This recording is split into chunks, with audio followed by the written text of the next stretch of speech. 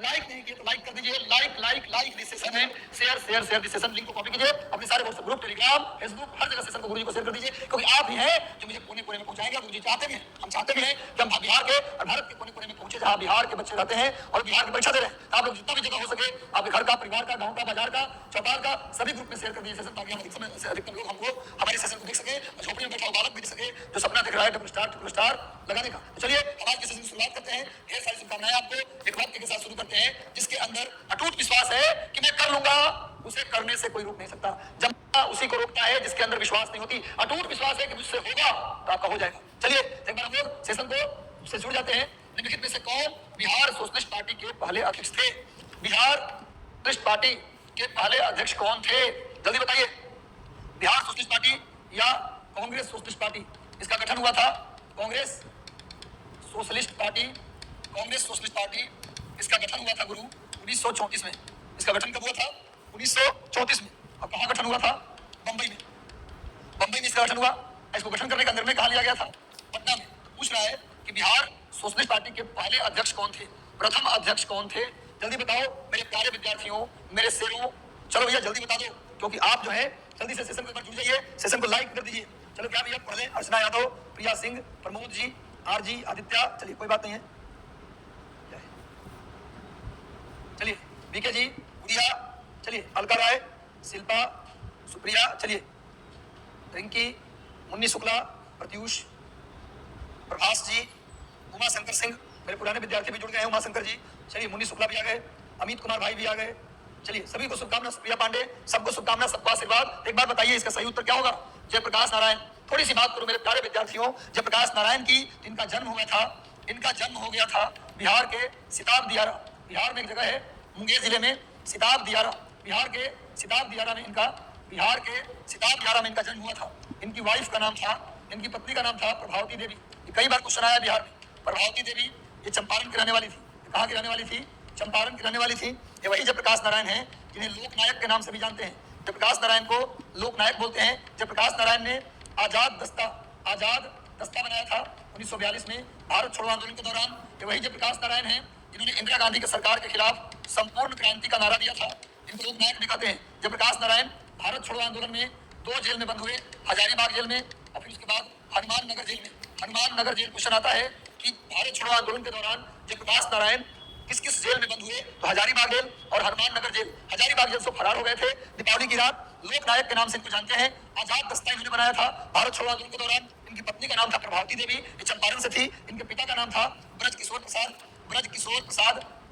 प्रसाद जो गांधी जी के साथ चंपारण सत्याग्रह में थे। ब्रज किशोर प्रसाद का भारतीय स्वतंत्रता आंदोलन में कोई बड़ा योगदान नहीं है, लेकिन ब्रज किशोर प्रसाद जी चंपारण सत्याग्रह में गांधी जी के साथ थे। उन्हीं की पुत्री थी प्रभावती देवी, जिनका विवाह लोकनायक जयप्रकाश नारायण से हुआ। जयप्रकाश नारायण ने इंदिरा गांधी के खिलाफ संपूर्ण क्रांति का नारा दिया, आजाद दस्ता का निर्माण किया। और जयप्रकाश नारायण ने एक किताब भी लिखी। उस किताब का नाम था द इंडियन सोशियोलॉजिस्ट।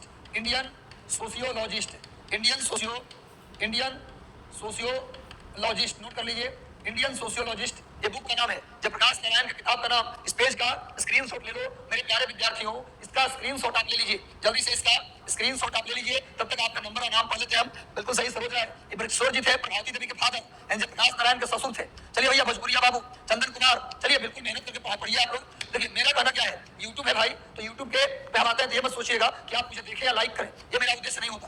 मैं बहुत दिल से पढ़ाता हूँ, यहाँ से निकलता है बात, यहाँ से नहीं निकलता गुरु, यहाँ से पढ़ाता हूँ। लाइक करने में केवल इसलिए करता हूँ क्योंकि आपका लाइक हमें बताता है कि आप हमारी बातों को समझते हैं। यदि हमारी बात आपको समझ में नहीं आता तो आप लाइक ना करें, लेकिन कमेंट करके जरूर बताएं कि आपको कौन सी बात हमारी समझ में नहीं आई है। आप जो टॉपिक कहेंगे, जैसे कहेंगे, हम चूंकि इसलिए आते हैं यहाँ कि आप दूर दराज की जगहों पे बैठे हैं और हमारे लाइव को आप देखते हैं इस आशा से कि सर अगर पढ़ाएंगे तो मेरा रिजल्ट हो जाएगा। मैं उसी आशा से, उसी अप्रोच में आता हूँ, दिल से पढ़ाता हूँ और चाहता हूँ आपको दिल से। कोई भी टॉपिक यदि आपको पढ़ना हो, ज्योग्राफी में, हिस्ट्री में, तो टॉपिक का नाम लिखिए, अगले दिन 2 दिन के अंदर टॉपिक को मैं क्लास से हालूंगा। कोई भी टॉपिक हो, आप सर कांग्रेस पढ़ा दीजिए तो मैं कांग्रेस का क्लास लेकर आ जाऊंगा। आप सर समुद्र की जलधारा पढ़ा दीजिए, पढ़ा देंगे। आप सर संसद पढ़ा दीजिए, पॉलिटिक्स पढ़ा देंगे। आप जो चैप्टर आपको समझ में नहीं आता कमेंट बॉक्स में हम आपको पढ़ाएंगे। लास्ट में जब सेशन खत्म होगा तो कमेंट करके बताइएगा, हम आपको लिखेंगे, कुछ पढ़ाएंगे। चलिए इसमें राजेंद्र प्रसाद भी है। राजेंद्र प्रसाद, इनको देश रत्न कहा जाता है। राजेंद्र प्रसाद को देश रत्न के नाम से जानते हैं। नोट कर लीजिए, इनकी किताब भी थी राजेंद्र प्रसाद की, बुक का नाम था इंडिया डिवाइडेड। राजेंद्र प्रसाद की किताब का नाम था इंडिया डिवाइडेड। ये राजेंद्र प्रसाद की किताब का नाम था नरेंद्र देव ये बिहार समाजवादी पार्टी से भी जुड़े हुए थे। इसके बाद राम वृक्ष बेनीपुरी ये कवि थे लेकिन किसान आंदोलन से जुड़ गए थे। किसान आंदोलन से जुड़े थे। राम वृक्ष बेनीपुरी एक कवि थे, एक लेखक थे। ये नोट कर लीजिए, इसका आप स्क्रीनशॉट ले लीजिए। इसके सब बिहार का सबका संबंध बिहार से, एक बार इसका स्क्रीनशॉट लीजिए। स्क्रीनशॉट। आगे आ जाओ गुरु, नेक्स्ट क्वेश्चन पे आते हैं। अप्रैल 1939 में अखिल भारतीय किसान सम्मेलन का वार्षिक अधिवेशन कहाँ आयोजित किया गया? अप्रैल 1939 में अखिल भारतीय ऑल इंडिया किसान सम्मेलन, भैया इसकी स्थापना 1936 में हुआ। अखिल भारतीय किसान सभा की स्थापना 1936 में हुआ लखनऊ में। यानी पूछा जाए कि अखिल भारतीय किसान सभा का गठन कब हुआ? 1936 में। किसने किया? स्वामी सहजानंद सरस्वती। स्वामी सहजानंद।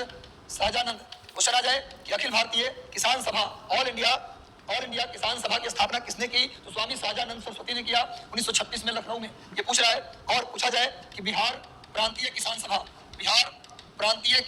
गठन, बिहार प्रांतीय किसान सभा इसका गठन किया गया कब विद्यार्थी जी? तो 1929 में। बिहार प्रांतीय किसान सभा, बिहार स्पेशल आपसे पूछा जाए तो बिहार प्रांतीय किसान सभा का गठन कब हुआ? 1929 में। और अखिल भारतीय इसका भी गठन किया स्वामी सहजानंद। इसका भी गठन किसने किया? स्वामी सहजानंद ने किया। नोट कर लीजिए, बिहार प्रांतीय किसान सभा 1929 में स्थापना, एकदम ईयर याद रखो, स्वामी सहजानंद। और अखिल भारतीय किसान सभा 1936 में, स्वामी सहजानंद, लखनऊ में। अब आ जाइए एक बात और, बिहार में किसान आंदोलन की शुरुआत कब हुआ? अगर ये पूछा जाए कि बिहार में किसान आंदोलन की शुरुआत किसने किया, कब किया? किसान आंदोलन की शुरुआत, बिहार में किसान आंदोलन का प्रारंभ। क्वेश्चन आ जाए, बिहार में किसान आंदोलन का प्रारंभ किसने किया? स्वामी विद्यानंद ने किया। नोट कर लो भैया, बिहार में किसान आंदोलन की शुरुआत स्वामी विद्यानंद, रख लो, कब किया? 1919 में किया।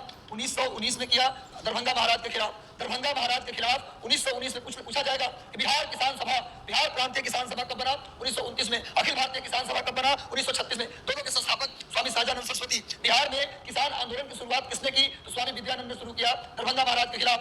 पहला किसान आंदोलन बिहार में, पहला किसान आंदोलन स्वामी विद्यानंद ने किया दरभंगा महाराज के खिलाफ 1919 में। याद कर लो। अब बिहार में किसान नेता कौन कौन हुए? तो स्वामी सहजानंद, उसके बाद विद्यानंद, उसके बाद सहजानंद, विद्यानंद, कार्यानंद। नोट कर लो बिहार के किसान नेता का नाम, स्वामी सहजानंद, स्वामी विद्यानंद, स्वामी कार्यानंद। उसके बाद देख लीजिए राहुल सांकृत्यायन,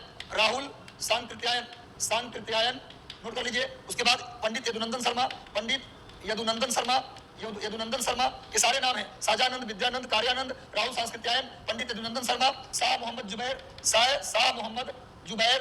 उसके बाद लिखिए कृष्ण सिंह, ये सब नेता थे, किसान नेता। बिहार के किसान नेता पूछा गया बीपीएससी में कई बार कि इनमें से कौन बिहार के किसान नेता हैं, कौन नहीं है? तो सहजानंद, विद्यानंद, कार्यानंद, राहुल सांकृत्यायन, पंडित यदुनंदन शर्मा, उसके बाद शाह मोहम्मद जुबैर, कृष्ण सिंह, ये सभी बिहार के किसान नेता हैं। जल्दी बताइए तो भाई 1939 के अखिल भारतीय किसान सभा का आयोजन कहाँ किया गया?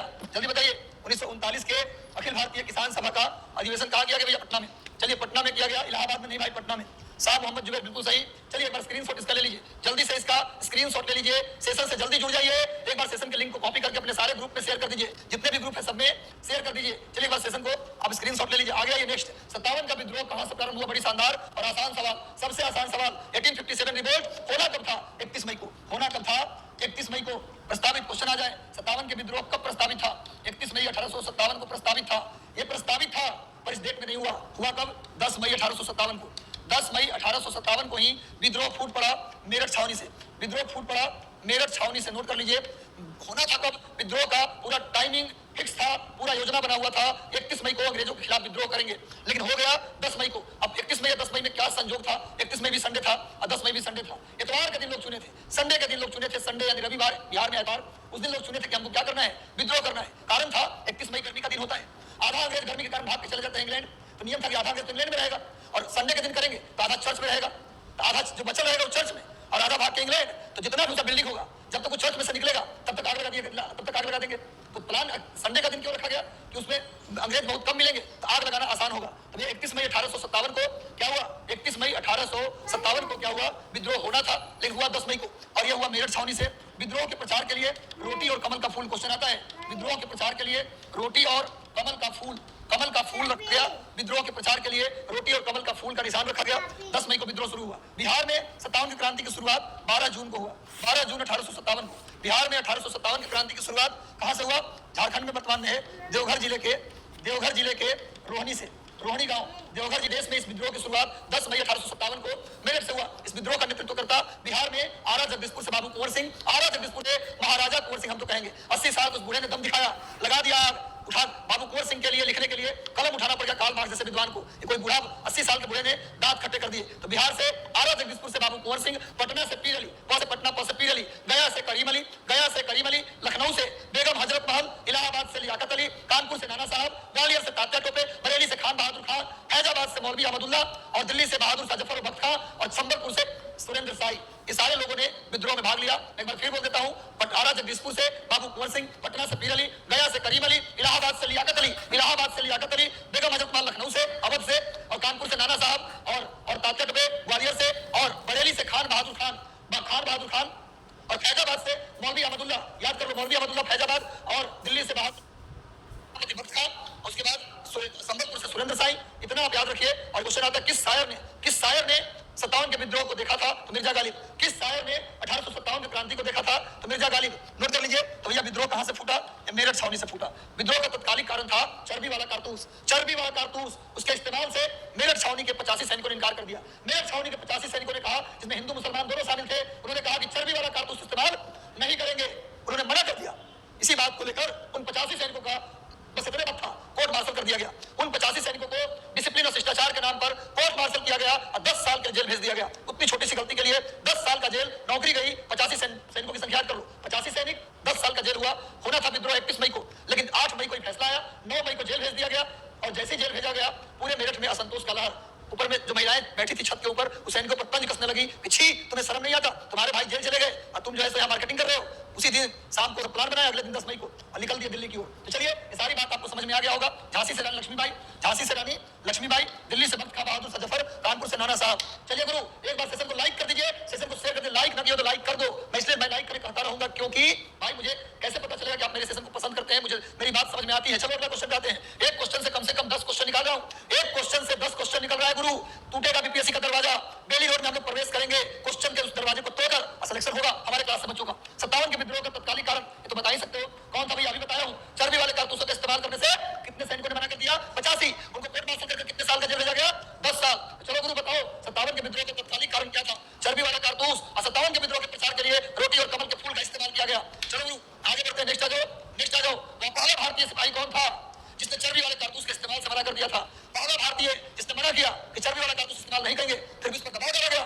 जब दबाव डाला गया, रिवॉल्वर निकाला और अपने सार्जेंट को गोली से उड़ा दिया मार के। ये होता है देशभक्ति। इसको कहते हैं देशभक्ति। देश मिट्टी के लिए कुछ भी कर देंगे भैया। चलिए, मिट्टी है तो पल भर में बिखर जाएंगे हम लोग। मिट्टी है तो पल भर में बिखर जाएंगे हम लोग। खुशबू है तो पल भर में महकाएंगे हम लोग, है ना? और ये याद रखो, ये शरीर जो है, ये शरीर का कोई कीमत नहीं है। कल किसी और नाम से आ जाएंगे हम लोग। इसलिए भैया, जात पात धर्म खूब पढ़ो, रात दिन स्कूल में इतिहास रचो। स्टूडेंट जेवियर में पढ़ने वाला बच्चा भी हमारे स्कूल के बच्चे को टक्कर नहीं, ऐसा शिक्षक बनना है आप लोगों को। चलो भैया, नेक्स्ट आ जाओ। पहला भारतीय कौन था? वह पहला भारतीय था मंगल पांडे। मंगल पांडे पूछता है किसका जवान था? 34वीं नेटिव इन्फेंट्री का जवान था। नेटिव इन्फेंट्री का क्या था? जवान था। कैवा बटालियन था उसका? नंबर याद रखिएगा। ये बैरकपुर छावनी में विद्रोह किया था। बैरकपुर बंगाल का, सियालदा के पास बैरकपुर बंगाल में पड़ता है। और ये स्पेशली रहने वाले थे उत्तर प्रदेश के। मंगल पांडे का घर था उत्तर प्रदेश, पर बैरकपुर छावनी बंगाल में सिपाही थे। किस रेजिमेंट के थे? तो 34वीं नेटिव इन्फेंट्री के जवान थे। इन्होंने अपने सार्जेंट को गोली मारी और इनको फांसी पे चढ़ा दिया गया। चलिए स्क्रीनशॉट ले लीजिए, जल्दी से इसका स्क्रीनशॉट ले लो गुरु। स्क्रीनशॉट ले लो। इससे पहले भी क्वेश्चन था क्या? इससे पहले हो गया सारा। चलिए नेक्स्ट आ जाइए, आगे आ जाओ। मंगल पांडे आएंगे क्वेश्चन। अगर आप गलती हुआ तो कैमरा में घुसेंगे, दे कनपट्टी, दे थप्पड़, तोड़ देंगे पूरा। जल्दी बताओ, मंगल पांडे किसके जवान थे? 34वीं, 19वीं, 22वीं और 30वीं किसके जवान थे? मंगल पांडे किसके जवान थे? 34वीं, 19वीं, 22वीं या 38वीं? इसका गलती मत करना गुरु, ये उत्तर गलती नहीं होना चाहिए। चलो भैया, इसका सही उत्तर होगा 34वीं नेटिव इन्फेंट्री के।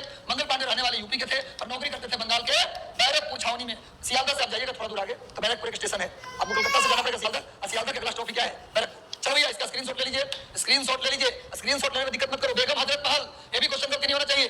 ने कहां से नेतृत्व किया? 57 के विद्रोह का नेतृत्व वही बेगम हजरत महल है जो अवध के अंतिम नवाब वजीद अली शाह की पत्नी थी। बेगम हजरत महल अवध के अंतिम नवाब वाजिद आएगा कि अवध के अंतिम नवाब का नाम बताएं तो भैया नवाब वाजिद अली शाह उनकी पत्नी थी बेगम हजरत महल। जब कुशासन का आरोप लगाकर लॉर्ड डलहौजी ने अवध को हड़प लिया। कुशासन क्वेश्चन आता है कि हड़प कौन ऐसा राज्य है जिस पर बैड गवर्नेंस कुशासन के आरोप लगाकर हड़पा गया था? कौन ऐसा राज्य है? तो आंसर हो जाएगा अवध राज्य, जिसको डलहौजी फौजी ने कुशासनकारों को जाकर हाथ लिया था, उसी रोष में बेगम हजरत महल ने अवध से बागडोर संभाली, तलवार उठाया और अंग्रेजों के खिलाफ बिगुल फूंक दिया। भैया लखनऊ अवध राज्य की राजधानी, लखनऊ क्या है जी? अवध प्रांत की राजधानी है लखनऊ। लखनऊ है अवध राज्य की राजधानी, नोट कर लीजिए। जहां से बेगम हजरत महल, कानपुर से नाना साहब, नोट कर लो, कभी कभी पूछता है नाना साहब के बचपन का नाम धोंधू पंत, नाना साहब के बचपन का नाम लिख लो धोंधू पंत। बनारस से और इलाहाबाद से लियाकत अली, बनारस इलाहाबाद से लियाकत अली। 57 क्रांति के नेतृत्वकर्ता कौन थे? लियाकत अली। बनारस इलाहाबाद लियाकत अली, कानपुर नाना साहब या धोंधू पंत, लखनऊ या अवध बेगम हजरत महल, और ग्वालियर तात्या टोपे, बरेली कभी मत भूलना, बरेली में क्या गिरा? झुमका गिरा रे बरेली के बाजार में। झुमका कहां बांधते? कान में, तो कान बहादुर खान, तो खान बहादुर खान याद रहेगा, कान बहादुर खान तो खान बहादुर खान, कभी भूलना मत। दिल्ली से बहादुर शाह जफर और बख्त खां, और उसके बाद पटना से गया से करीम अली, और आला जगदीशपुर से बाबू कुंवर सिंह, और बनारस और इलाहाबाद से लियाकत अली। चलिए, और संबलपुर से सुरेंद्र साई। चलिए नेक्स्ट आ जाइए, नेक्स्ट आ जाओ। 57 के विद्रोह के समय भारत का गवर्नर जनरल कौन था? 57 की क्रांति हुई उस समय भारत का गवर्नर जनरल कौन था भैया? जल्दी बताओ। Lord Dalhousie, Lord Canning, Lord William Bentinck या लॉर्ड लीटन? मेरे प्यारे विद्यार्थियों, उसका नाम है लॉर्ड कैनिंग। लॉर्ड कैनिंग की बात करें, ये गवर्नर रहा 1856 से लेकर 1861 तक, नोट कर लीजिए। लॉर्ड कैनिंग, ये वही लॉर्ड कैनिंग है जिसे भारत का अंतिम गवर्नर जनरल कहा जाता है। भारत का अंतिम गवर्नर जनरल पूछे तो आंसर होगा लॉर्ड कैनिंग, और भारत का पहला वायसराय पूछे तब भी आंसर होगा लॉर्ड कैनिंग। भारत का, चूंकि इसी के समय गवर्नर का नाम बदल के कर दिया गया वायसराय। 57 की क्रांति के बाद गवर्नर साहब हो गए वायसराय, क्योंकि शासन सीधे महारानी के हाथ में चला गया। 57 क्रांति में इतना ज्यादा नुकसान हुआ अंग्रेजों का कि उन्होंने ईस्ट इंडिया कंपनी के शासन का अंत कर दिया। 57 की क्रांति का सबसे बड़ा परिणाम क्या निकला था? ईस्ट इंडिया कंपनी की समाप्ति। और ईस्ट इंडिया कंपनी जब समाप्त हुआ तो सत्ता सीधे चली गई महारानी के हाथ में, तो महारानी बन गई भारत की मेन साम्राज्ञी और गवर्नर बन गया वायसराय। इन्हीं के समय, कैनिंग के समय, गवर्नर जनरल का नाम बदल कर दिया गया वायसराय। इसलिए भारत का अंतिम गवर्नर भी लॉर्ड कैनिंग और भारत का पहला वायसराय भी लॉर्ड कैनिंग। याद कर लो, वही लॉर्ड कैनिंग है जिसके समय में पहली बार बजट पेश हुआ। बजट, भारत का पहला बजट किसके समय पेश हुआ? Lord Canning. और किसने बजट पेश किया? कौन किसने किया? विल्सन। नोट कर लो भैया। पूछा जाए भारत का पहला बजट जब पेश हुआ उस समय वायसराय गवर्नर कौन था? Lord Canning. और भारत में पहला बजट किसने पेश किया? विल्सन। विल्सन ने पेश किया। भारत में 3 हाई कोर्ट बना, कलकत्ता, बंबई और मद्रास। कलकत्ता, बंबई और मद्रास में 1961 में क्या बनाया गया? एक हाई कोर्ट पहली बार भारत में, पहली बार हाई कोर्ट बनाए गए 1861 में। 3 हाई कोर्ट, कौन? Calcutta high court, Bombay high court, Madras high court, 3 high court बने 1961 में लॉर्ड कैनिंग के समय। और मेरे प्यारे विद्यार्थियों, और बात जान जाइए, इसी के समय कलकत्ता, बंबई, मद्रास में 1857 में एक विश्वविद्यालय बनाया गया। विश्वविद्यालय, नोट कर लीजिए, लंदन विश्वविद्यालय के तर्ज पर कलकत्ता, बंबई, मद्रास में एक विश्वविद्यालय बनाया गया 1857 में। और 1861 में कलकत्ता, बंबई, मद्रास में ही एक हाई कोर्ट खोला गया। इस समय वायसराय कौन थे? Lord Canning. पहली बार बजट पेश हुआ लॉर्ड कैनिंग। 57 की क्रांति हुआ लॉर्ड कैनिंग। और 57 की क्रांति के बाद ईस्ट इंडिया कंपनी का अंत हुआ। और 1 नवंबर 1858 को डेट याद रखो, इंपॉर्टेंट है डेट मेरे प्यारे विद्यार्थियों। महारानी विक्टोरिया का घोषणा पत्र, महारानी विक्टोरिया का घोषणा पत्र आया। क्वेश्चन आता है, घोषणा पत्र, महारानी विक्टोरिया का घोषणा पत्र 57 की क्रांति के बाद कब आया?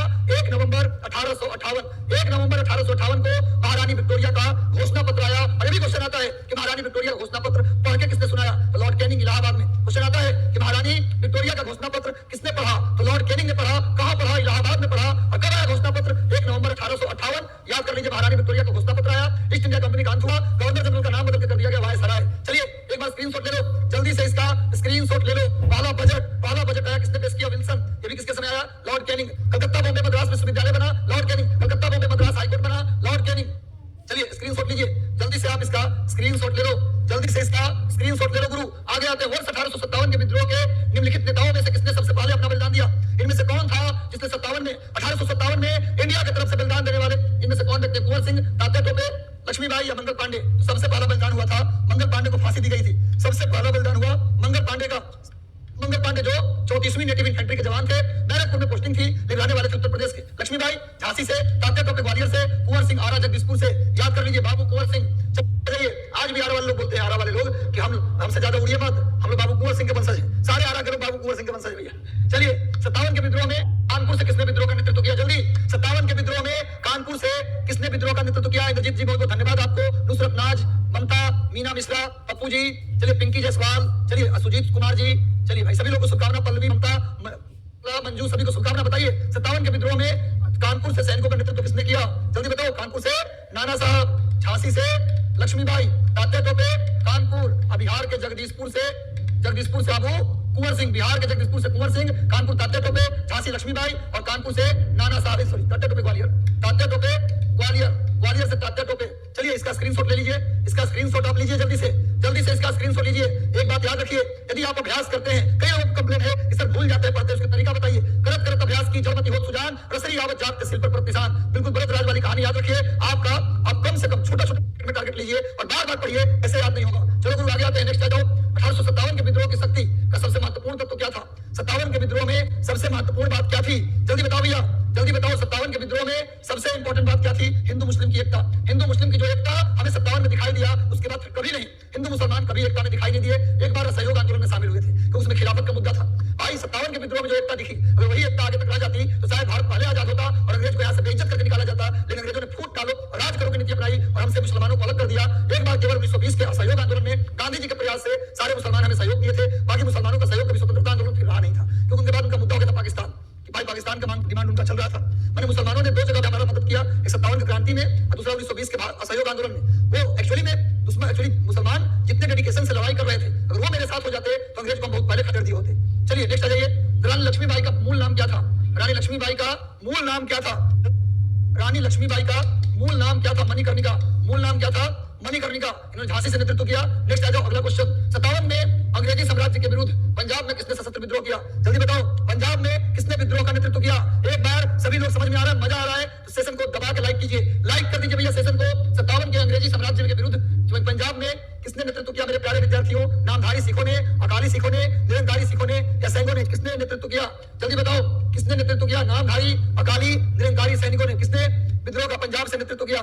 जल्दी बताओ भैया, किसने नेतृत्व किया? बिल्कुल सही उत्तर दे रहे हैं, नामधारी सिखों ने। नामधारी सिखों ने पंजाब 57 के विद्रोह से जनरली पंजाब अलग रहा। कौन कौन अलग रहा भी क्वेश्चन आता है। 57 के विद्रोह से कौन कौन अलग रहा? नोट कर लीजिए। दक्षिण भारत अलग रहा, बंगाल अलग रहा, इसके बाद पंजाब अलग रहा, पंजाब अलग रहा, दक्षिण भारत अलग रहा, बंगाल अलग रहा, पढ़े लिखे लोग अलग रहे, साहूकार या व्यापारी अलग रहे, साहूकार और व्यापारी अलग रहे, पढ़े लिखे लोग अलग रहे, पंजाब अलग रहा, बंगाल अलग रहा, दक्षिण भारत में अलग रहा। ये लोग शामिल होते तो शायद उसी समय हम लड़ाई को जीत गए होते, लेकिन हम लड़ाई, कुछ जमींदार भी हमारा साथ नहीं दिए थे, कुछ जमींदार भी थे जो हमारा साथ नहीं दिए थे। एक व्यक्ति ने लिखा ही ना, अगर पंजाब शामिल हो गया होता तो अंग्रेजों की हड्डियां धूप में सूखती हुई मिलती। अगर पंजाब खाली 57 क्रांति में शामिल हो गया होता पूरी दिल से तो अंग्रेजों की हड्डियां या धूप में सूखता हुआ मिलता। चलिए आगे आइए, नेक्स्ट आइए। सिख बड़े लड़ाके होते हैं, अगर वो शामिल हो जाते ना, अगर वो शामिल हो जाते तो उखाड़ देते। चलो भैया, बिहार के में 57 की क्रांति के नेता कुंवर सिंह का देहांत कब हुआ? बाबू कुंवर सिंह का देहांत कब हुआ? जल्दी बताइए। बिहार में 57 की क्रांति के नेता बाबू कुंवर सिंह का डेथ कब हुआ? बाबू कुंवर सिंह का देहांत कब हुआ? जल्दी बताइए। बिहार में 57 की क्रांति के नेता बाबू कुंवर सिंह का निधन कब हुआ? जल्दी उत्तर दे मिलना चाहिए, जल्दी से बताइए। बाबू कुंवर सिंह का निधन कब हुआ भैया? जल्दी बताओ।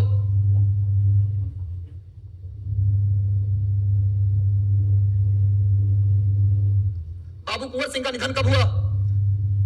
जल्दी बताइए आप लोग, जल्दी उत्तर आना चाहिए। 10 अप्रैल, 17 जून, 9 मई या 20 जून? इसमें सभी ऑप्शन मुझे लगता है गलत है, सभी गलत है। 26 अप्रैल को हुआ, 26 अप्रैल 1858। नोट कर लीजिए, ये इनका मृत्यु का है। 26 अप्रैल 1858 को इनका निधन हुआ। आगे आ जाइए, नेक्स्ट आ जाओ भैया, नेक्स्ट आ जाओ। अंग्रेजी भारतीय सेना में चर्बी वाले कारतूस से चलने वाली एनफील्ड राइफल कब शामिल की गई? अंग्रेजी भारतीय सेना में एनफील्ड राइफल का प्रयोग कब शुरू हुआ? जल्दी उत्तर होना चाहिए, कब शामिल हुआ एनफील्ड राइफल? एनफील्ड राइफल चर्बी वाला कारतूस वाले एनफील्ड राइफल शुरू हुआ दिसंबर 1856 में। दिसंबर 1856 में एनफील्ड, इसी को लेकर तो सारा विवाद था जी। यही राइफल में चर्बी वाला कारतूस भरा जाता था, जो गाय और सुअर की चर्बी बड़ी तकनीकी से काम किए थे। दोनों को एक साथ शिकार कर रहे थे। सुअर मुसलमानों के लिए था एकदम क्या बोलते हैं हराम, और गाय हमारे लिए पवित्र। दोनों मुंह में ले रहे थे गाय का चमड़ी को, सुअर को। दोनों का धर्म एक बार भ्रष्ट और दोनों ईसाई बनिए। चलिए भैया, अंग्रेज जो थे बहुत चालू थे, 420 थे। आगे आइए, निम्नलिखित में से कौन सा आयोग 1857 के विद्रोह के दमन के बाद भारतीय सेना के पुनर्गठन के लिए बनाया गया? कौन सा आयोग था जो भारतीय सेना के पुनर्गठन के लिए बनाया गया? और क्यों बनाया गया? तो इस विद्रोह की शुरुआत किसने की थी? सैनिकों ने किया था विद्रोह की शुरुआत। उसमें भी सबसे ज्यादा अवध के सैनिक। तो सबसे पहले सेना में छटनी जरूरी था, कुछ ऐसा करना था जिससे आगे सैनिक मुंह न उठा सके। इसीलिए बाद में भारतीय सैनिकों को क्या कर दी गई? बड़े पैमाने पर छटनी कर दी गई। पंजाब के सैनिकों को, नेपाल में गोरखा सैनिकों को बहाल किया गया। इसके अलावा भारतीय सैनिकों को ज्यादातर पैदल सैनिक बहाल किया गया, हथियार नहीं डंडा पार्टी बनाया गया। इसके बाद सैनिकों से हथियार छीन लिए गए। अवध के सैनिकों की संख्या कम कर दी गई। मैंने बहुत ऐसे काम किए गए सेना में जिससे कि सेना पर भारतीयों की पकड़ कम हो जाए, क्योंकि सेना ने ही, सैनिकों ने ही 57 के विद्रोह को अंजाम दिया था। इसलिए सैनिकों को, भारतीय सैनिकों को कमजोर किया जाए, इनको डंडा पार्टी बनाया जाए, इनको हथियार न दिया जाए, इनको घुड़सवारी न दिया जाए, इनको पैदल सैनिक रखा जाए। इस पर काम करने के लिए पील आयोग बना। कौन सा आयोग? 57 की क्रांति के बाद सेना के पुनर्गठन के लिए क्या बना? पील कमीशन रख लीजिए, सेना के पुनर्गठन के लिए, ताकि भारतीय सैनिक मजबूत न हो जाए, उसको कम करने के लिए पील कमीशन बना। पील कमीशन नोट कर लीजिए, पील आयोग। चलो नेक्स्ट आ जाओ विद्यार्थी। 1857 के विद्रोह को किस उर्दू कवि ने देखा? मैंने बताया, किस शायर ने, किस उर्दू कवि ने, जिसका जन्म आगरा में हुआ था? कौन ऐसा उर्दू कवि जिसका जन्म आगरा में हुआ, जो बहादुर शाह जफर का दरबारी था? किसने देखा था 57 के विद्रोह को? वही जिसके बारे में हर युवा कहता है कि मैं भी बड़ी काम का चीज था गालिब, इश्क ने कर दिया निकम्मा, इश्क ने किया निकम्मा, वरना हम भी बड़ी काम के चीज थे। तो क्या काम के चीज थे? जिस व्यक्ति को निकम्मा कर दिया जाए, क्या काम का है? तो भैया कौन थे? मिर्जा गालिब। मिर्जा गालिब थे जिन्होंने देखा था 57 के विद्रोह को। मिर्जा गालिब नोट कर लीजिए भैया, उर्दू कवि मिर्जा गालिब। मस्जिद में बैठकर शराब पीने दे साकी। गालिब का एक शेर सुना देता हूं, मस्जिद में बैठकर शराब पीने दे साकी, वरना वो जगह बता जहां खुदा नहीं है। अगर तुम मस्जिद में रोकते हो तो हर जगह रोको, अगर खुदा हर जगह है तो फिर मस्जिद में क्यों रोक रहे हो? यार वो जगह बता जहां खुदा नहीं है, वहीं बैठ के पिया जाएगा भैया। नेक्स्ट आ जाइए। निम्नलिखित में से कौन 57 के विद्रोह के कट्टर दुश्मन, सबसे कट्टर दुश्मन था? मौलवी इमदुल्लाह, नवाब मौलवी अहमदुल्लाह, मौलाना फजलुल हक खैराबादी। 57 के विद्रोह में अंग्रेजों का सबसे कट्टर दुश्मन, अंग्रेजों का सबसे कट्टर दुश्मन कौन था? हालांकि लियाकत अली ने इलाहाबाद से नेतृत्व किया था, लेकिन सबसे कट्टर दुश्मन जहां मिलेंगे अंग्रेजों को काट देंगे भाई। तो कौन थे भैया? फैजाबाद वाले, फैजाबाद वाले मौलवी अहमदुल्लाह। नोट कर लो, फैजाबाद से मौलवी अहमदुल्लाह जो थे, इन्होंने अंग्रेजों के कट्टर दुश्मन इन्हें कहा जाता है। लियाकत अली कहां से थे? इलाहाबाद। लियाकत अली इलाहाबाद और अहमदुल्लाह फैजाबाद। फैजाबाद जिसका जो योगी जी नाम बदल कर दिए अयोध्या, फैजाबाद का नाम बदल के क्या कर दिया गया? अयोध्या। आगे आइए, जगदीशपुर के राजा कौन थे? बड़ी शानदार सवाल, छोटा सवाल लेकिन शानदार सवाल। जल्दी उत्तर दो मेरे शेरों, आग लगानी है आज, आज पूरी रात आग लग जाएगा। चलो भैया, जगदीशपुर के राजा कौन थे? जगदीशपुर के राजा का नाम बताओ भैया। नाना साहब, तात्या टोपे, लक्ष्मीबाई या कुंवर सिंह? जल्दी बताओ मेरे शेरों, जल्दी बताओ। कुंवर सिंह। जगदीशपुर आरा के राजा थे बाबू कुंवर सिंह। लक्ष्मीबाई ने झांसी से नेतृत्व किया था। तात्या टोपे ग्वालियर, ये वही ग्वालियर है जहां अकबर के समय के संगीतकार, अकबर के समय के संगीतकार तानसेन का मकबरा, तानसेन का मकबरा ग्वालियर में है। ग्वालियर में सास बहू का मंदिर, ग्वालियर में तेली का मंदिर, सिंधिया का हेडक्वार्टर, सिंधिया पेशवा के पार्ट था सिंधिया, सिंधिया का हेडक्वार्टर ग्वालियर, ग्वालियर में तेली का मंदिर, सास बहू मंदिर, तानसेन का मकबरा ग्वालियर। उस ग्वालियर से किसने लड़ाई किया? तात्या टोपे। नाना साहब, बचपन का नाम धोंधुपंत, बचपन का नाम धोंधुपंत। इन्होंने कहां से किया? कानपुर से। नाना साहब कानपुर, धोंधुपंत। तात्या टोपे ग्वालियर से। ग्वालियर क्या बताया? सास बहू मंदिर, तेली का मंदिर, तानसेन का मकबरा, ये सब ग्वालियर में है। सिंधिया का मुख्यालय। लक्ष्मीबाई झांसी। और लक्ष्मीबाई के दत्तक पुत्र का नाम क्या था? लक्ष्मीबाई के दत्तक पुत्र का नाम था दामोदर राव, दामोदर राव। लक्ष्मीबाई के दत्तक पुत्र का नाम था, मैंने गोद लिया बेटा जो था उसका नाम था, दत्तक पुत्र का नाम था दामोदर राव। नोट करिए, एक बार आप लोग स्क्रीनशॉट लीजिए और लगातार सेशन को देखते रहिए, जुड़ते रहिए, क्योंकि जो होगा वो क्रांतिकारी सेशन होगा। अब एक लंबा सेशन जब लेंगे। 57 के विद्रोह का नेतृत्व बिहार में किसने किया? 57 के विद्रोह का नेतृत्व बिहार से किसने किया? वैसे तो पटना से पीर अली, गया से करीम अली, उधर मुजफ्फरपुर भागलपुर से किया किसने? ये पीताम्बर शाही करके थे, उन्होंने किया। लेकिन बिहार में अगर देखा जाए तो सबसे बड़े नेता थे कौन? बाबू कुंवर सिंह। जगदीशपुर से बाबू कुंवर सिंह, इनके भाई कौन थे? अमर सिंह। कुंवर सिंह थे, इनके भाई अमर सिंह ने भी विद्रोह में भाग लिया था। आगे आइए, नेक्स्ट आ जाइए। 57 का विद्रोह मुख्यतः किस कारण से असफल रहा? किस कारण से 57 का विद्रोह सफल नहीं रहा? पर हम तो कहेंगे सफल रहा, क्योंकि 57 के विद्रोह के बाद अंग्रेजों का असली चेहरा सामने आया। हम पूरे देश में अंग्रेजों के खिलाफ एकजुट हो पाए। 57 के विद्रोह में हम हार गए और हार के भी जीत गए, लेकिन फिर भी अंग्रेजों की जीत क्यों हुआ? अंग्रेज इस लड़ाई को क्यों जीत गए? हिंदू मुस्लिम एकता तो थी, कमी कहां थी? ये तो पूरा था, ये तो होगा नहीं। किसी सामान्य योजना और केंद्रीय संगठन का अभाव, बिल्कुल सही। कोई विशेष योजना नहीं था, जो जहां मन वहां से नेतृत्व कर रहा था, और संगठन भी नहीं था। ये तो हो सकता है भाई। इसके प्रभाव सीमित क्षेत्र में थे, बिल्कुल नहीं। बड़े क्षेत्र में थे। जमींदारों की असहभागिता नहीं, कुछ जमींदार ने भाग नहीं लिया। जब बाबू कुंवर सिंह क्या थे? जमींदार ही तो थे, तो सारे जमींदार को हम दोषी नहीं ठहराएंगे। सबसे सही उत्तर होगा कोई खास योजना नहीं थी, कोई खास संगठन नहीं था, हमारे पास संचार की व्यवस्था नहीं थी कि हम एक जगह से दूसरे जगह इंफॉर्मेशन को पहुंचा दे। ये अंग्रेजों के पास था, और साथ ही साथ हमारे पास अत्याधुनिक हथियार नहीं थे, हमारे पास आधुनिक हथियार नहीं थे, संचार के साधन नहीं थे, हमारे पास कोई खास योजना नहीं थी, हमारा कोई विशेष नेता नहीं था, कोई संगठन नहीं था, इसलिए लड़ाई हार गए। हिंदू मुस्लिम एकता पूरी थी भाई, जमींदार भी भाग लिए थे, कुछ जमींदार अंग्रेजों के भी साथ दिए थे, लेकिन मेनली बात करें तो हमारे साथ जमींदार भी थे, हिंदू मुस्लिम एकता भी थी, लेकिन योजना की कमी थी, संगठन का अभाव था, नेतृत्व क्षमता का अभाव था, आधुनिक हथियार नहीं थे, इसके बाद संचार सुविधाओं की कमी के कारण से लड़ाई हार गए। चलिए भाई, नेक्स्ट आ जाते, इसका स्क्रीनशॉट ले लीजिए।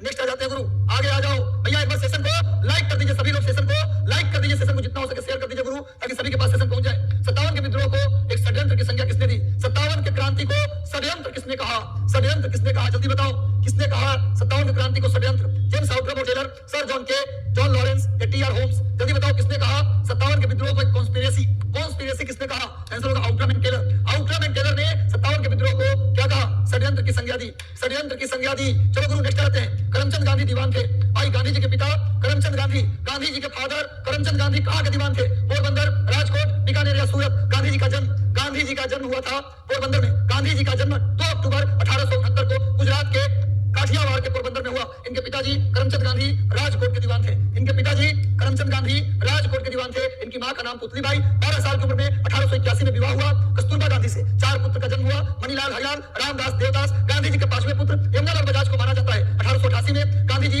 विलायत गए पढ़ाई करने के लिए, वकालत की। 1892 में मां के निधन के बाद लौटे। फिर 1893 में दादा अब्दुल्ला के केस लड़ने के लिए अफ्रीका गए। अफ्रीका में इन्होंने नेटाल इंडिया कांग्रेस की स्थापना की। बाद में इन्होंने इंडियन ओपिनियन मैगजीन निकाला, फिनिक्स फॉर्म बनाया, टोल्स्टॉय आश्रम बनाया। फिनिक्स आश्रम और टोल्स्टॉय आश्रम अफ्रीका में गांधी जी ने बनाया। इनके मैगजीन अफ्रीका से निकली, इंडियन ओपिनियन। ये 1908 में हिंद स्वराज नामक किताब लिखा इन्होंने। 1901 में पहली बार कांग्रेस के कलकत्ता अधिवेशन में गांधी जी भाग लिए। 9 जनवरी 1915 को गांधी जी अपने गुरु गोपाल कृष्ण गोखले के कहने पर भारत लौटे। 1917 में चंपारण सत्याग्रह किया, सफल सत्याग्रह। उसके बाद फरवरी 1918 में अहमदाबाद मिल मजदूरों की हड़ताल में पहली बार आमरण अनशन किए। उसके बाद गांधी जी मार्च 1918 में खेड़ा सत्याग्रह में भाग लिए। 1919 में रोहतक सत्याग्रह। 1920 से 22 तक असहयोग आंदोलन का नेतृत्व किया। 1922 में जेल गए, 24 में जेल से छूटे तो कांग्रेस की अध्यक्षता किया। 1924 में गांधी जी मात्र एक बार कांग्रेस अध्यक्ष रहे, बेलगांव सेशन में। उसके बाद 1930 में 12 मार्च को दांडी मार्च किया। 6 अप्रैल को सबने अवज्ञा आंदोलन की शुरुआत किया। 1931 में गांधी अरविंद के बीच 5 मार्च 1931 को दिल्ली समझौता आया, गांधी अरविंद पैक्ट हुआ। इसके बाद 1932 में सितंबर 1932 में गांधी और अम्बेडकर के बीच पूना पैक्ट हुआ। उसके बाद 1934 से लेकर 1939 तक गांधी जी सामाजिक कार्य में आ गए, राजनीति से दूर होकर। फिर अक्टूबर 1940 में गांधी जी ने व्यक्तिगत सत्याग्रह शुरू किया। 1942 के भारत छोड़ो आंदोलन में करो और मरो का नारा दिया। उसके बाद गांधी जी का 30 जनवरी 1948 को नाथूराम गोडसे ने दिल्ली के बिरला मंदिर में उनकी हत्या करी। चलो भैया, सारे क्वेश्चन गांधी पूरे समाप्त। एक बार इस बात जितना देर मैंने बोला 5 मिनट का सेशन होगा, पूरी गांधी खत्म हो गए गुरु। चलिए एक बार सेशन के साथ जुड़ जाइए,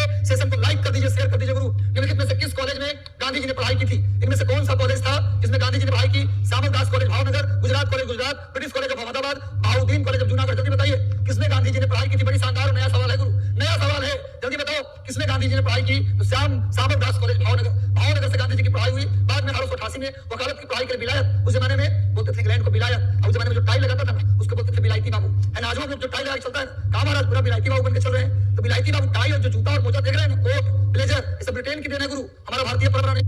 चलिए आगे आ जाओ, नेक्स्ट आ जाओ भैया, नेक्स्ट आ जाओ। दक्षिण अफ्रीका में गांधी जी ने निम्नलिखित में से किस पत्रिका का प्रकाशन किया?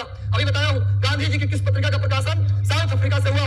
गांधी जी की 4 पत्रिका, रट्टा मारो गुरु, गांधी जी की 4 मैगजीन। सबसे पहला अफ्रीका से इंडियन ओपिनियन, दूसरा यंग इंडिया, तीसरा नवजीवन, चौथा हरिजन। गांधी जी की 4 मैगजीन गुरु। 4 पहला इंडियन ओपिनियन, पहला हो गया इंडियन ओपिनियन, दूसरा हो गया यंग इंडिया, ये सब इंडिया से हुआ था, यंग इंडिया। तीसरा हो गया नवजीवन, चौथा हो गया हरिजन। गांधी जी के इंडियन ओपिनियन, इसके संपादक थे मनसुख लाल नजर।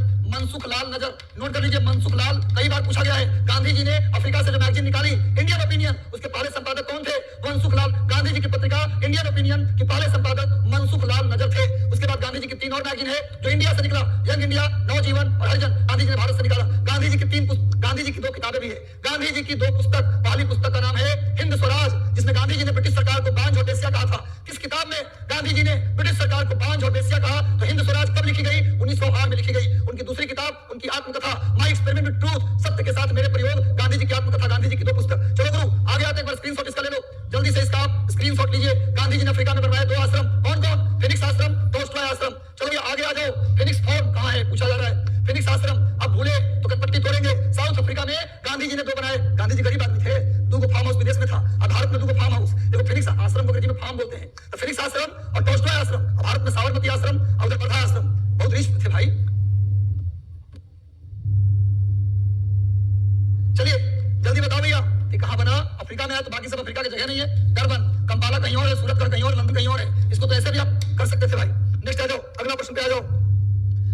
गांधी जी दक्षिण अफ्रीका कितने वर्ष? कई लोगों को दिक्कत है, कुछ लोग बताते हैं कि 23 साल गांधी जी रहे। इतना विवाद है कि क्या कहें, तुम खुद जोड़ दो जी। 93 में गांधी जी गए, 2015 में जनवरी में आ गए, पूरा 15 मत जोड़ देना। तो जो 93 से 7 साल, अब उन्हें जोड़ो 15 साल, अब 15 साल नहीं, जनवरी में आ गए जी, तो 14 साल जोड़ो, तो 14 साल और 7 साल, 21 साल कुछ महीना कह सकते हो, यानी 21.5 साल के आसपास रहे। तो ऑप्शन में भाई 23 तो कभी नहीं होना चाहिए, 21 साल। गांधी जी साउथ अफ्रीका में, तो किसी की बात मत मानो, खुद जोड़ो ना। 1993 में गए होंगे, लास्ट 93 में, और आए कब भैया? जनवरी में 2015 में आ गए, 21 साल रहे। चलो गांधी जी अफ्रीका में कितने साल रहे गुरु? 21 साल। दक्षिण अफ्रीका के किस रेलवे स्टेशन से गांधी जी को दिया?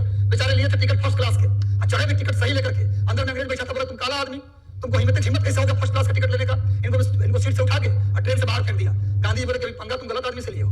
गांधी जी अफ्रीका में अंग्रेजों से पंगा नहीं लेते, लेकिन अब ऐसा आदमी से अंग्रेज ने पंगा ले लिया, वो देश को आजादी करा के माना, पंगा ले लिया, काला से लिया, ये तो बात तय था, लेकिन ऐसा काला से लिया जो जिद कर गया। शरीर में हड्डी मांस तो था नहीं, लेकिन कहीं गांधी जी हो जाते थे, वो जानते थे क्या जाएगा। चलिए भैया, गांधी जी ने जो पीटर मारिट्सबर्ग स्टेशन था, पीटर मारिट्सबर्ग स्टेशन, जहां से गांधी जी को ट्रेन से फेंक दिया, और गांधी जी ने प्रण लिया, तुम जिसे फेंके हो तुम्हें पूरे देश से उठाकर फेंक देंगे। चलो भैया, वही हुआ। साबरमती के संत तूने कर दिया कमाल, दे दी हमें आजादी बिना खड़ग बिना ढाल, साबरमती के संत तूने कर दिया। चलो भैया, महात्मा गांधी ने दक्षिण अफ्रीका में एशियाटिक रजिस्ट्रेशन एक्ट का विरोध किया। भैया, संबंधित किससे था?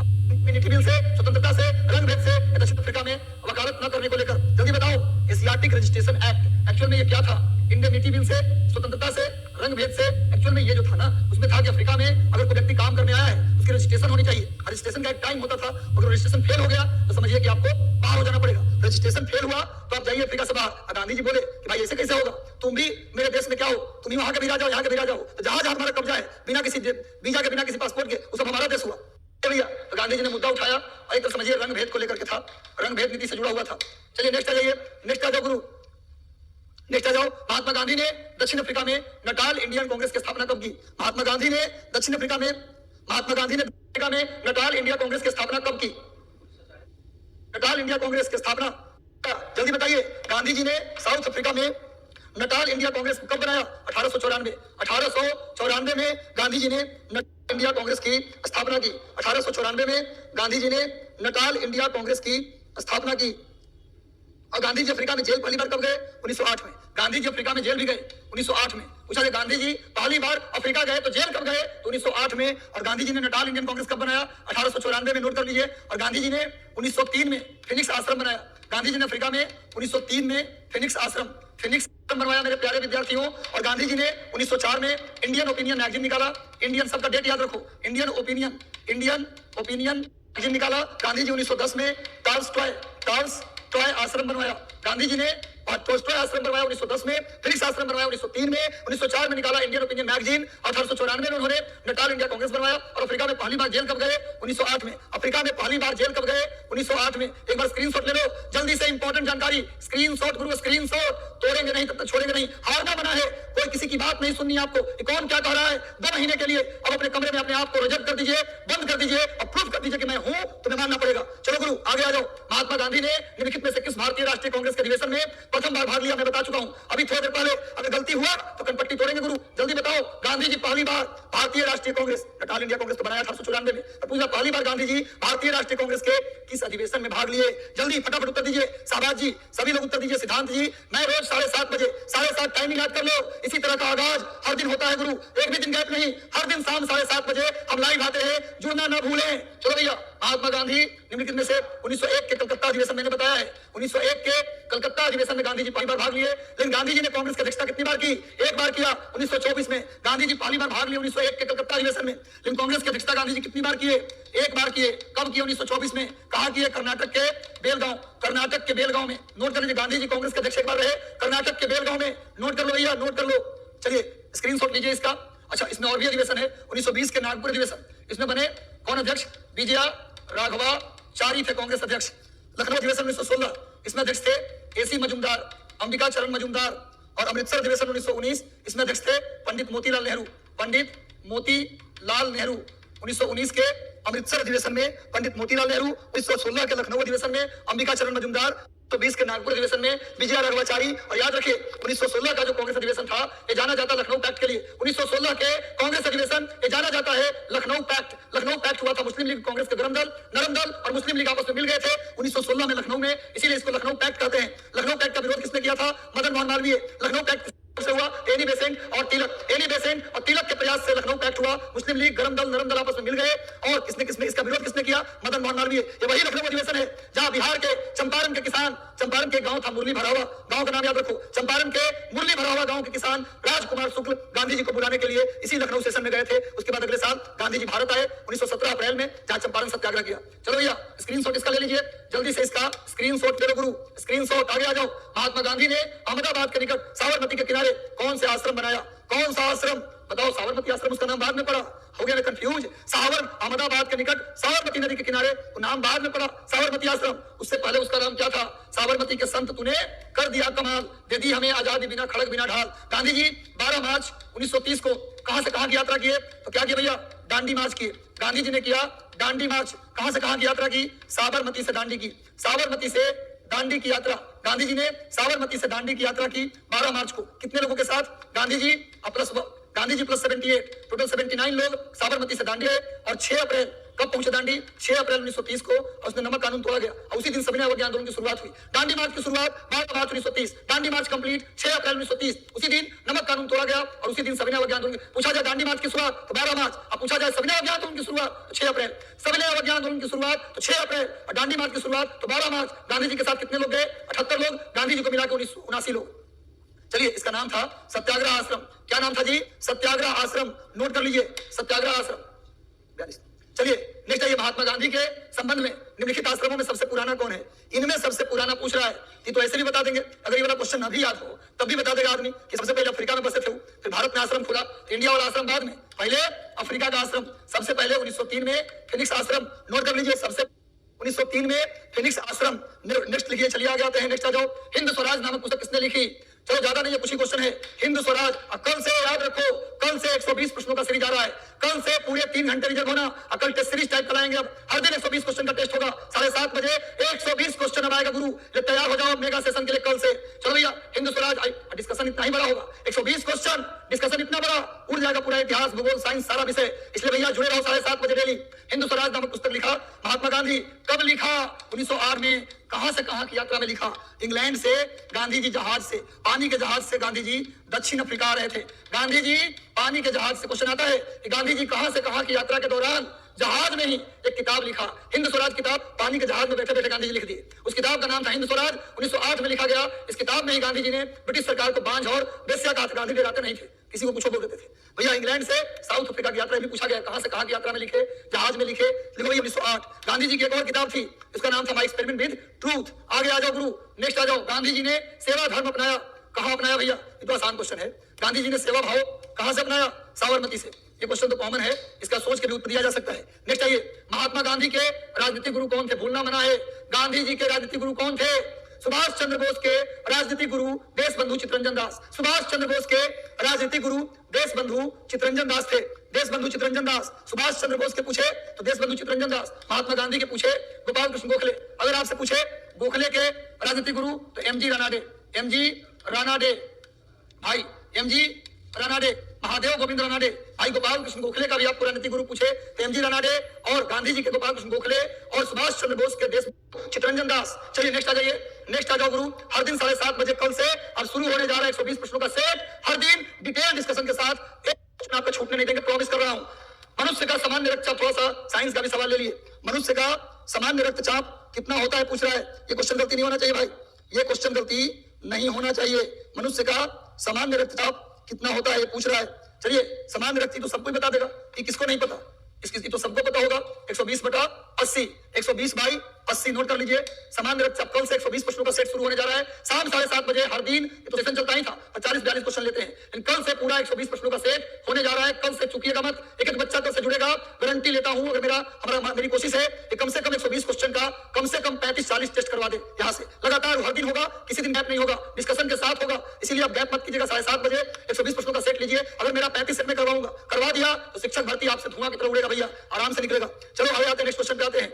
निम्नलिखित में से कौन मूत्र में असामान्य घटक है? यूरिया, कैरोटीन, एल्बुमिन या सोडियम?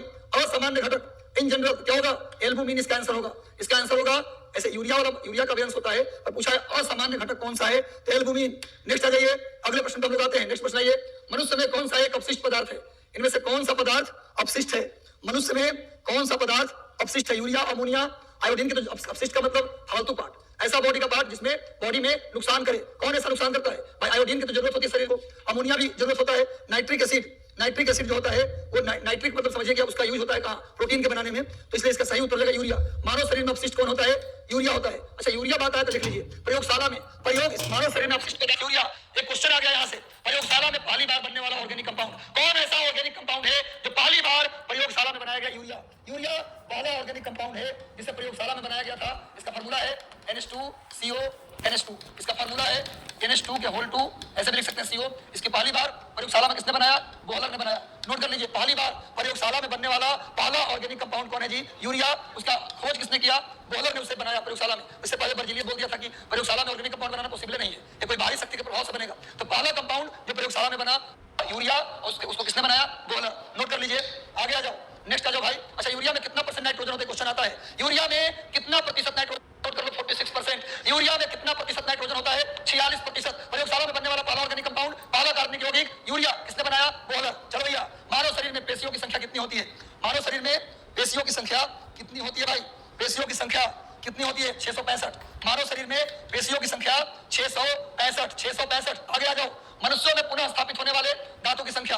मनुष्य में दोबारा कितने दांत जमते हैं? मनुष्य के मुंह में जो दांत जमते हैं, दोबारा कितने दांत जमते हैं पूछ रहा है। दोबारा कितने दांत जमते हैं? दोबारा कितने दांत मानव शरीर में जमते हैं भाई? इसका उत्तर होगा 20। कितने दांत? 20 दांत दोबारा जमता है। और इस सेशन का आखिरी सवाल है गुरु, मानव शरीर की सबसे मजबूत हड्डी कहाँ होती है? कौन सी मजबूत पूछ रहा है? सबसे बड़ा नहीं, सबसे बड़ा जान की हड्डी और सबसे छोटा कान की हड्डी, लेकिन सबसे मजबूत जबड़े की हड्डी। सबसे मजबूत कहाँ की हड्डी? जबड़े की हड्डी। तो आज का सेशन आपको कैसा लगा? आज हम लोग 42% लिए, लेकिन कल एकदम से जुड़ जाइएगा। टाइम बता देता हूं ताकि आपको दिक्कत ना हो। कल से 120 सवाल, 120 सवाल, इसी तरह का मजेदार सेशन पूरे 7:30 बजे हम आ जाएंगे लाइव। 7:30 से लेकर 10:30 पूरे 3 घंटे रहेंगे। पूरा 120 सवाल करेंगे और एकदम डिटेल डिस्कशन के साथ करेंगे, मजेदार तरीके से करेंगे। इसलिए 7:30 और कल से शुरू होगा लगातार 35-40 टेस्ट हर दिन होगा। संडे को भी कराएंगे, हर दिन 120 क्वेश्चन का सेट आएगा, 40 टेस्ट कराएंगे। इसके बाद आपको कहीं पर और जाने की जरूरत नहीं होगी। इस चैनल को सब्सक्राइब कर लीजिए और कल 7:30 बजे से जुड़ जाइए। और दिन से इतना देर का सेशन करवाया हूं, यहां से करवाया हूं, इसलिए यहीं से कमेंट चाहता हूं। एक बार कमेंट करके बताइए आज का सेशन आपको कैसा लगा। कमेंट करके बताइए कि आज का सेशन आपको कैसा लगा। अच्छा लगा तो कमेंट कीजिए, लाइक कीजिए, लाइक भी कर दीजिएगा, कमेंट भी कर दीजिएगा और सेशन को शेयर भी कर दीजिएगा। और खुद कल 7:30 बजे आना मत भूलिएगा। कल 7:30 बजे से अब हर दिन सेशन शुरू होगा और 120 क्वेश्चन डेली रहेगा। इसी तरह का डिस्कशन होगा मजेदार। तो भैया और कहीं अब जाने की जरूरत नहीं, 3 घंटे के लिए रिजर्व हो जाइए। हर दिन आप 7:30 बजे 35 टेस्ट लेंगे टोटल इसी से चैनल पे आके डिस्कशन के साथ। चलिए, मैं प्रॉमिस करता हूं बीच में कोई छुट्टी नहीं होगी। All the best, God bless you, शुभकामनाएं। मैं ईश्वर से प्रार्थना करूंगा कि आपका जल्दी सिलेक्शन हो जाए। तो कल मिलते हैं 7:30 बजे 120 प्रश्न के साथ। तब तक शुभकामनाएं, धन्यवाद।